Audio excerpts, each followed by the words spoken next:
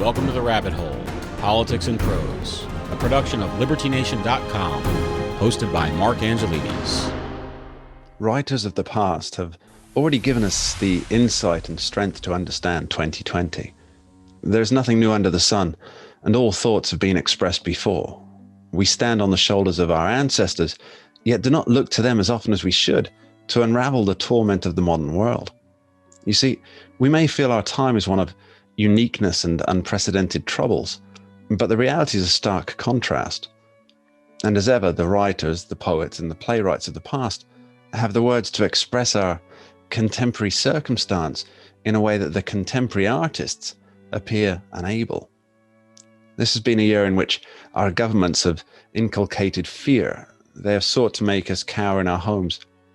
Fear of COVID, fear of President Trump, fear of the Marxists burning the cities to the ground, and even fear of not conforming to the slogans of the radical left.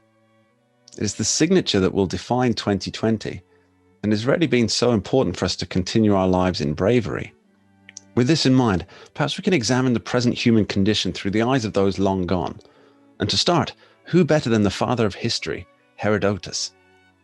Two notable quotes spring to mind. "Of all men's miseries, the bitterest is this, to know so much and to have control over nothing." This seems apropos for 2020. We're locked in a battle between tyranny and freedom, and perhaps one of the few times in history we're as well read and understand quite as much as our supposed masters. We see hypocrisy exposed as politicos of all stripes warn us to stay at home, shutter our businesses for fear of COVID, and even send us to jail, yet they gallivant merrily at pricey restaurants or vacation with friends whilst we, the subjects, are beholden to the law. We know so much, yet have so little control. Yet there are some of us who refuse to be cowed, whether it's small acts of rebellion or non-compliance, from not wearing a mask in the streets to visiting aged relatives against government advice and diktat. These small heroic acts are once again best defined by Herodotus. He wrote in the 4th century BC, quote, "It is better by noble boldness to run the risk of being subject to half the evils we anticipate than to remain in cowardly listlessness for fear of what might happen," end quote. 2020 may be a year defined by fear of COVID, fear of tyranny, fear of the very weather itself. But Herodotus urges us to cast aside our fears and to boldly face the reality that will not be half so bad as the propaganda and hype. Behind this aura of fear is the threat of tyranny, but tyranny for our own good, apparently. We are to be coddled and made safe just so long as we submit to the terror and allow those in power to make our decisions for us. The fabulous author C.S. Lewis outlined this encroaching tyranny of care. He wrote, quote, "Of all tyrannies, a tyranny sincerely exercised for the good of its victims may be the most oppressive. It would be better to live under robber barons than under omnipotent moral busybodies. The robber baron's cruelty may sometimes sleep. His cupidity may at some point be satiated. But those who torment us for our own good will torment us without end, for they do so with the approval of their own conscience. They may be more likely to go to heaven, yet at the same time likelier to make a hell on earth. This very kindness stings with intolerable insult. To be cured against one's will, and cured of states which we may not regard as a disease, is to be put on a level of those who have not yet reached the age of reason, or those who never will. To be classed with infants, imbeciles, and domestic animals," end quote. Lewis puts in a single paragraph what other writers take volumes of text to express.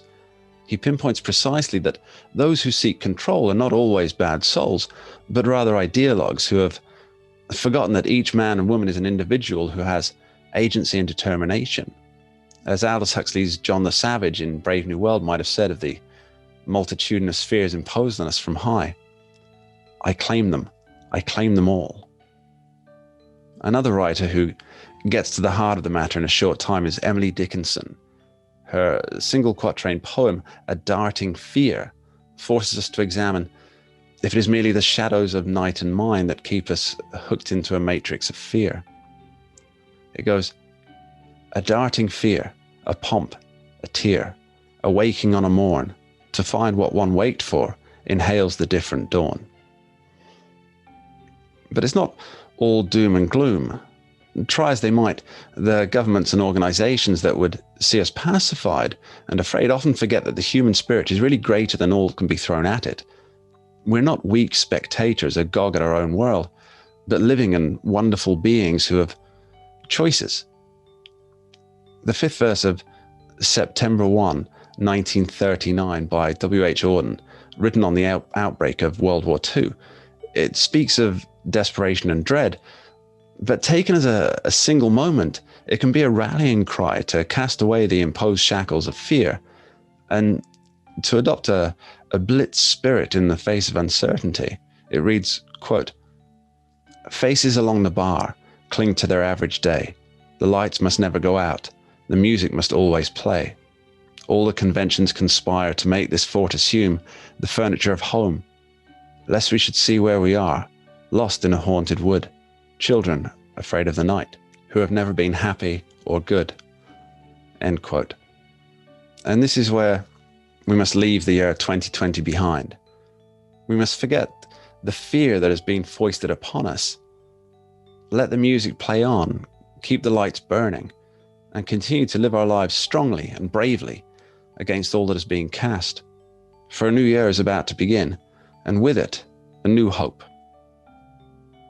Thank you for joining me on The Rabbit Hole, Politics and Prose, a LibertyNation.com production. Wishing you a happy and brave new year. Go deeper on the topic discussed in this video, head on over to one of these links here or go to our Liberty Nation Roku channel. Thanks so much for watching, and don't forget to subscribe and hit the notification bell for Liberty. The Rabbit Hole, Politics and Prose, a LibertyNation.com production.